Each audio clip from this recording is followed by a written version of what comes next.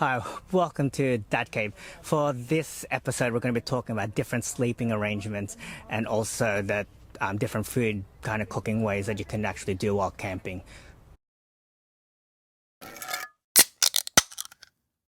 So while we're here, we're going to be talking about different sleeping arrangements. As you can see behind me, the one that super easily accessible and easy to do is just sleeping on the floor, having either a mattress or a mat underneath you to protect yourself from the elements.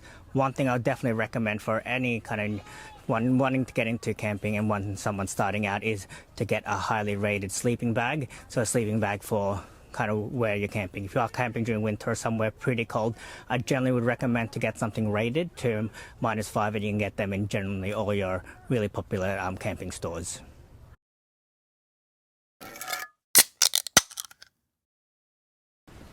Hi, so for the next kind of sleeping way that you can have is generally you can have stretchers. They all come in different shapes and sizes and pricing points as well. Benefit of this is probably pretty comfortable. It's as comfortable as my bed at home and whatnot, and it actually raises you from the ground so you don't get as much of the kind of rough floor and kind of cold ground. We've gone to the next level as well, and we actually have a mattress that sits on top as well to give that extra level of comfort. And talking about add-ons and whatnot, obviously you have a pillow when you get home. When you're at home, we do have inflatable pillows as well, so when you're sleeping, make sure that you're comfortable.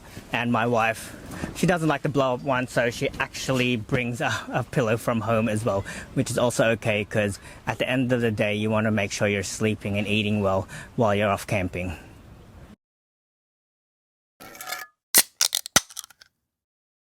I mentioned that you should get a rated sleeping bag.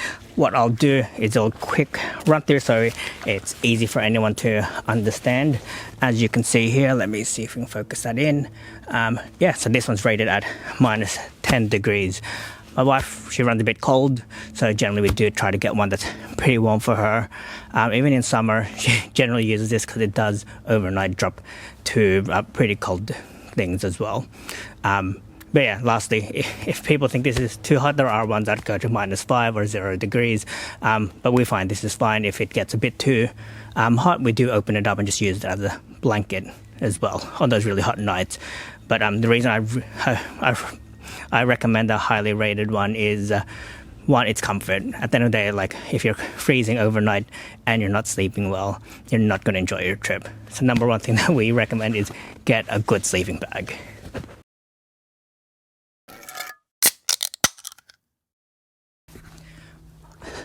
Now onto chairs. One of the best parts about camping is that we can just sit back, relax next to the campfire or just chatting with mates with a cold beer in hand.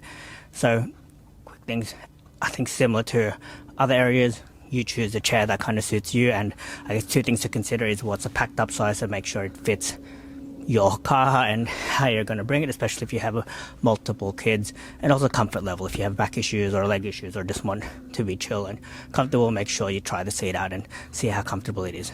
Quickly walk you through some of the chairs that we have.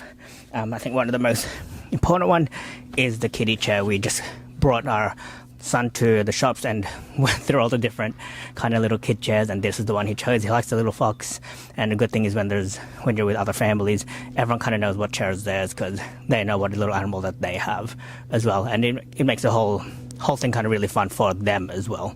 So definitely recommend getting each individual chairs for the kids, something that makes it a little bit more special for them. Other ones is kind of some of these bigger ones out here that so this one is an Oz tent. Ooh. Yeah, so here's an Oz tent, so full comfortable chair. It is a bit more bulky to carry, but super comfortable, and highly recommend this one. Yeah, so this one is it's a Oz tent Goanna chair. So yeah, it's super comfortable, but yeah, as I said, a bit more bulky than other chairs to bring out.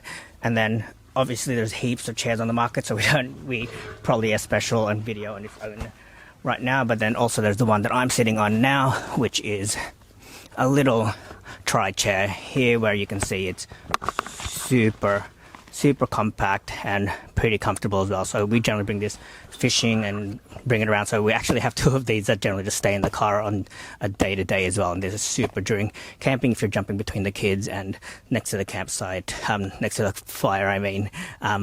Yeah, so it's something that you can kind of move around. So we do bring multiple chairs depending on the situation. Usually with the bigger chairs stay within a kind of big community huddle, and then the smaller chair I bring around if we do need to do anything like film or work or whatnot as well. So hopefully that helped. Hope you found that useful. Move on to episode 3 if you want to find out more about food storage and utensils. Cheers.